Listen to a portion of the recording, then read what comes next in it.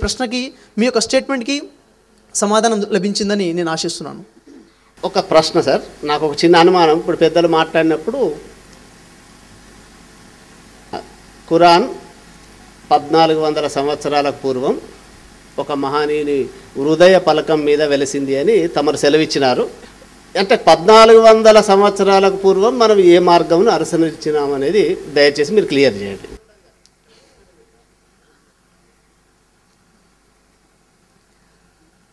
రామారావు గారు ఒక ప్రశ్న అడిగారండి. 1400 సంవత్సరాల క్రితం ఈ ఖురాన్ గ్రంథం అవతరించింది అని చెప్పారు కదా, మరి 1400 సంవత్సరాల కన్నా పూర్వం ఇది అవతరించక ముందు ఏ మార్గాన్ని అవలంబించారు అనే కదా మీ ప్రశ్న. అయితే దీనికి సమాధానం చూడండి. ఖురాన్ బోధించేటువంటి ధర్మం ఇస్లాం ధర్మం. ఇస్లాం ఏం చెప్తుంది? మీ అందరి దేవుడు ఒక్కడే, ఆయన తప్ప మరొక దేవుడు లేడు అనే విషయము. తర్వాత ఆ ఒక్క దేవుణ్ణి ఆరాధిస్తే పరలోకంలో స్వర్గం ఉంది, లేకపోతే నరకానికి ఆహుతైపోతారు. దేవుడు చెప్పినట్టుగా జీవితాన్ని గడపాలి. ఆ పద్ధతిని చిట్ట చివరి ఋషి ప్రవక్త అండి ముహమ్మద్ ప్రవక్త వారి ద్వారా మనకి బోధించడం జరిగింది. అయితే ఇంతకన్నా ముందు ఏదైనా పద్ధతి ఉందంటే లేదు. మొట్టమొదటి మానవుడు అయినటువంటి ఆదం అలైహిస్సలాం, ఆది మానవుడు ఆదం అలైహిస్సలాం భూమి మీద అడుగుపెట్టినప్పటి నుంచి కూడాను ఇదే ధర్మం ఉంది. ఇస్లాం అంటే దాని అర్థము సిల్మ్ మరియు సలం అనేటువంటి 2 పదాల నుండి రావడం జరిగింది. సిల్మ్ అంటే విధేయత చూపడం, సలం అంటే శాంతిని పొందడం. ఒక వ్యక్తి తనకు తానుగా దేవునికి విధేయత చూపుతూ దేవుడి నుండి శాంతిని పొందడం అని అర్థం. మరి మొట్టమొదటి మానవుడైనటువంటి ఆదం అలైహిస్సలాం కూడాను దేవుడి ఆజ్ఞ ప్రకారంగా జీవితం గడిపారు, మరి దేవుడి నుండి శాంతిని పొందారు. అంటే దాన్ని అరబీ భాషలో ఇస్లాం అని అంటారు. ఉదాహరణకి ముహమ్మద్ ప్రవక్త కన్నా ముందు యేసువారు ఉన్నారు. యేసువారు దేవుడు ఒక్కడే అని విశ్వసించారు, దేవుడు ఒక్కడి గురించే ప్రజలకి బోధించారు, ఆ ఒక్క దేవుణ్ణి ఆరాధించారు. అంటే దైవ విధేయుడులాగా జీవితాన్ని గడిపారు. దైవ విధేయుడులాగా జీవితాన్ని గడపడాన్నే ఇస్లాం మార్గం అంటారు. అంటే ముందు నుంచి కూడా ఒకే మార్గం ఉంది. ఆ మార్గం ఒక దైవం చెప్పినట్టుగా జీవితాన్ని గడపడం. ఆ తర్వాత ప్రజలు రకరకాల మార్గాలను ఏర్పాటు చేసుకున్నారు. మీ ప్రశ్నకి సమాధానం లభించింది నాకు. Thank you sir. సోదర్ షఫీ గారిని ప్రశ్నించడం జరుగుతుంది. ప్రసాద్, కరీంనగర్.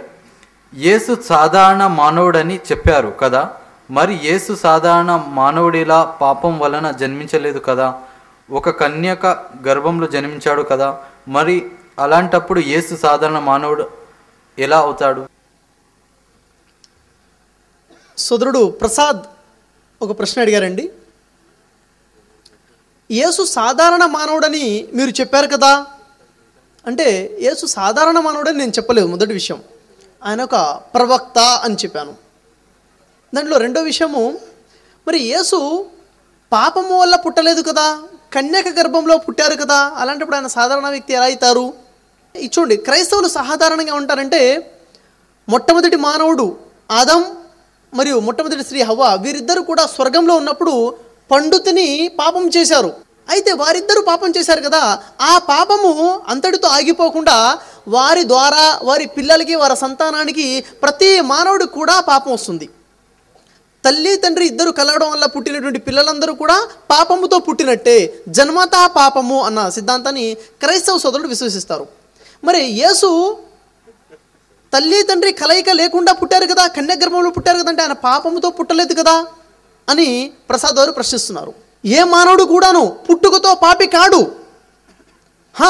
మొట్టమొదటి మానవుడు ఆదం అలైహిస్సలాం తప్పు చేశారు, తన భార్య హవ్వ అలైహిస్సలాం తప్పు చేశారు. వారి తప్పుకు గాను వారు మాత్రమే శిక్షకర్హులు, వారి సంతానానికి కాదు. ఉదాహరణకి ఒక వ్యక్తి దొంగతనం చేశాడు. ఒక వ్యక్తి దొంగతనం చేస్తే ఆ వ్యక్తి యొక్క కుమారుణ్ణి తీసుకెళ్ళి శిక్షిస్తానంటే కరెక్ట్గా ఉంటుందా? ఏ చట్టమైనా ఒప్పుకుంటుందా? ఏ వ్యక్తి అయితే తప్పు చేశాడో ఆ వ్యక్తినే శిక్షించాలి. ఏ వ్యక్తి అయితే తప్పు చేస్తాడో ఆ వ్యక్తికే పాపం వస్తుంది, వారి పిల్లలకి రాదు. అయితే ఈ క్రైస్తవులు ఈ సిద్ధాంతం ఏదైతుందో, తల్లిదండ్రులు మొట్టమొదటి తల్లి మొట్టమొదటి తండ్రి వారు పాపం చేశారు, ఆ పాపం వారి సంతానంలో అందరికీ వస్తుందన్న విషయము, ఇది సరైన విశ్వాసం కాదు. ఇది నేను అనటం లేదు, బైబిల్ కూడా చెప్తుంది. చూడండి, బైబిల్ గ్రంథంలో పాత నిబంధన ఎహెచ్కేలు 18వ అధ్యాయము 20వ వాక్యాన్ని పరిశీలించినట్లయితే, పాపము చేయువాడే మృతునందును, నీతిపరుల నీతి ఆ నీతిమంతునికే చెందును, దుష్టుని దుష్టత్వము ఆ దుష్టునికే చెందును. అని స్పష్టంగా ఎవరో తప్పు చేస్తే వారి తప్పు పాపము ద్వారా వస్తుంది, ప్రతి మానవుడు పుట్టుకతోనే పాపియే, జన్మతః పాపం అనే సిద్ధాంతాన్ని బైబిల్ ఖచ్చితంగా ఖండిస్తుంది. ఆ తర్వాత చూసినట్లయితే ఇర్మియా గ్రంథంలో 31వ అధ్యాయము 29-30 వాక్యాలు పరిశీలించినట్లయితే, ఆ దినములలో తండ్రులు ద్రాక్షకాయలు తినగా కుమారుల పళ్ళు పులియునని మాట వాడుకలో ఉండేది. కానీ ఎవరు దోషము చేస్తే అతనే మృతి నొందుతాడు. తండ్రులు ద్రాక్షకాయలు తింటే కుమారులు పళ్ళు పులియవు, ఎవరు ద్రాక్షకాయలు తింటే వాళ్ళ పళ్ళే పులుస్తాయని బైబిల్ అంటుంది.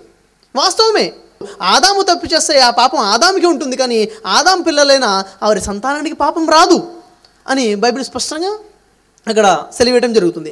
కాబట్టి ఈ పాపములో అందరూ పుట్టారు, యేసు పాపంతో పుట్టలేదనే విషయము వాస్తవం కాదు. అందరూ కూడా పుట్టుకతో పరిశుద్ధులే. మీ ప్రశ్నకి సమాధానం లభించిందని ఆశిస్తున్నాను. సోదరు షఫీ గారిని ప్రశ్నించడం జరుగుతుంది. శామ్యూయేలు ఖమ్మం, నేను తండ్రి ఏకమై ఉన్నామని యేసుక్రీస్తు గారు బైబిల్లో చెప్పారు కదా, మీరు కాదంటున్నారేంటి? యేసువారు నేను తండ్రిను ఏకమై ఉన్నామని చెప్పారు, మరి మీరు కాదంటారు ఏమిటి అంటే, మీరు చెప్పినటువంటి వాక్యం చూడండి, బైబిల్లో కొత్త నిబంధనలో మనకు కనబడుతుంది.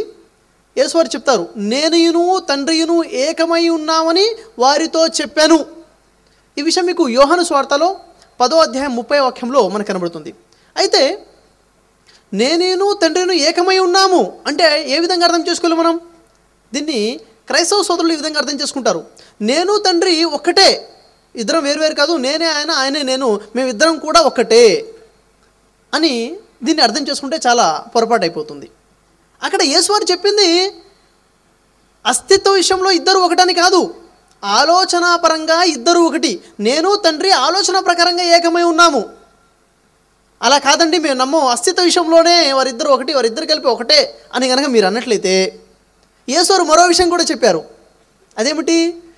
యోహాను సువార్త 17వ అధ్యాయము 10-11 వాక్యాలు మనం అక్కడ పరిశీలించినట్లయితే యేసువారు చెప్తున్నారు, పరిశుద్ధుడైన తండ్రి, మనము ఏకమై ఉన్నలాగున వారును ఏకమై ఉండునట్లు వారిని కాపాడుము.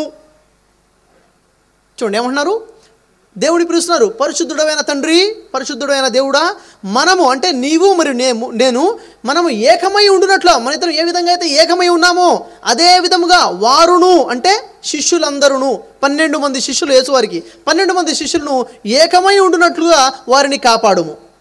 మరి యేసు మరియు దేవుడు భౌతికంగా అస్తిత్వ ప్రకారంగా ఏకము, ఇద్దరు కలిపి ఒకటే అయితే శిష్యులందరూ కలిపి ఒకటవ్వగలుగుతారా? కాలేరు. నీవు నేను ఆలోచన ప్రకారంగా ఒకటి, అదేవిధంగా శిష్యులందరూ కూడా ఆలోచన ప్రకారంగా, విశ్వాస ప్రకారంగా ఒకటై ఉండినట్లుగా వారిని కాపాడుము అన్నారు. స్పష్టంగా మనము ఏకమై ఉన్నలాగున, మనం ఏ విధంగా అయితే ఏకమై ఉన్నామో అదే విధంగా వారు కూడా ఏకమై ఉండునట్టుగా చూడుము అన్నారు. మరి ఈ వాక్యం వెలుగులో వారిద్దరూ కలిపి ఒకటని కాదు, వారిద్దరు ఆలోచనలో మాత్రమే ఒకటనే విషయం అర్థమవుతుంది. అయితే ఇలాంటి వాక్యమే ఇంకో విషయం కూడా బైబిల్లో కనబడుతుంది. అదేమిటంటే యోహాను సువార్త 14వ అధ్యాయాన్ని మనం చూసినట్లయితే 14వ అధ్యాయంలో 10-11 వాక్యాలు చదివితే అక్కడ యేసు మరో విషయం చెప్తారు. ఈ విషయం కనుక మీరు చదివితే మళ్ళీ ఇంకా అనుమానం వచ్చేస్తుంది. అదేమిటి? నేను తండ్రి యందును తండ్రి నా యందును ఉన్నామని నమ్ముడి.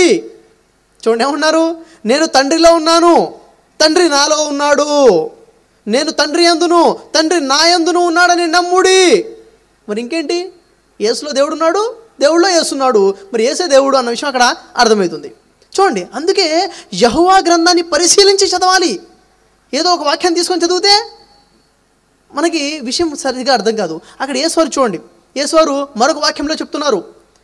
యోహాను సువార్త 14వ అధ్యాయము 20వ వాక్యాన్ని మనం చూసినట్లయితే అక్కడ చెప్తున్నారు ఏమని, నేను తండ్రి యందును మీరు నా యందును నేను మీ యందును ఉన్నామని ఆ దినమున మీరు తెలుసుకుంటారు. అంటే ఇది భౌతికంగా ఒకళ్ళలో ఒకళ్ళు ఉన్నారని అర్థమే కనుక తీసుకుంటే ఎంతమంది దేవుళ్ళు అయిపోతారు?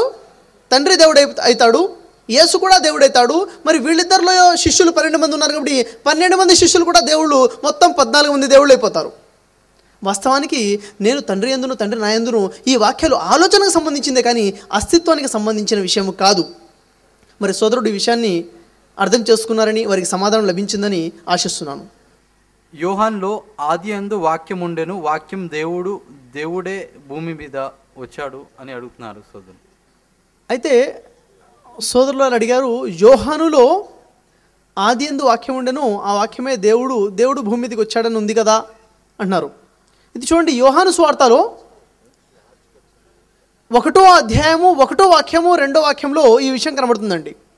అదేమిటి? ఆది యందు వాక్యం ఉండెను, వాక్యము దేవుని వద్ద ఉండెను, ఆ వాక్యమే దేవుడై ఉండెను. మరి ఇదే పరంపరలో కిందికి వచ్చి చూసినట్లయితే 14వ వాక్యంలో ఆ వాక్యమే కృపాసత్య సంపూర్ణుడిగా మన మధ్య నిలిచెను. మరి దీన్ని చూయించుకొని క్రైస్తవ సోదరులు అంటారు, మరి ఆది యందు అంటే ఆ దేవుడే భూమి మీదకి వచ్చేసాడు, ఆయనే యేసు అన్న విషయాన్ని ఈ వాక్యం చూపించి చెప్తూ ఉంటారు. కానీ వాస్తవానికి ఒకసారి పరిశీలించినట్లయితే అక్కడ ఏముంది? ఆది యందు వాక్యం ఉండెను, వాక్యము దేవుని వద్ద ఉండెను. ఉదాహరణకి ఈ పెన్ ఉంది, పెన్ ఈ షఫీ వద్ద ఉంది, పెన్ను వేరు ఈ షఫీ వేరు. మరి తర్వాత ఏముంటుంది? వాక్యమే దేవుడై ఉండెను, ఈ పెన్నే షఫీ అయి ఉండెను. అవుతుందా? కాదు. పెన్నే, షఫీనే. పెన్ను ఎప్పుడూ షఫీ కాదు. అయితే మరి అక్కడ అలా ఎందుకు ఉంది అంటే ఆ వాక్యమే దేవుడై ఉండెను. ఆ దేవుడు ఆ పైనున్న సృష్టికర్త అయిన దేవుడి గురించి కాదు, వాక్యమైన దేవుడు. బైబిల్లో అనేక మందిని అనేక సందర్భాల్లో దేవుడు అని పిలవడం జరిగింది. దేవుడు అన్న పదము బైబిల్లో సర్వసాధారణంగా వాడటం జరిగింది. ఉదాహరణకి చూడండి, నిర్గమాకాండంలో 7వ అధ్యాయం 1వ వాక్యంలో మోషే ప్రవక్తని దేవుడు అని అనడం జరిగింది. మరియు ప్రవక్తలందరినీ కూడాను దేవుడు అని అంటున్నారు. యోహాను సువార్త 10వ అధ్యాయము 34, 35 వాక్యంలో ప్రవక్తలందరూ దేవుళ్ళే. మరి ఇంకో విషయాన్ని మనం చూసినట్లయితే యెహెజ్కేలు 22వ అధ్యాయము 22వ వాక్యంలో దేవుళ్ళలో యెహోవాయే దేవుడు, దేవుళ్ళలో యెహోవాయే దేవుడు.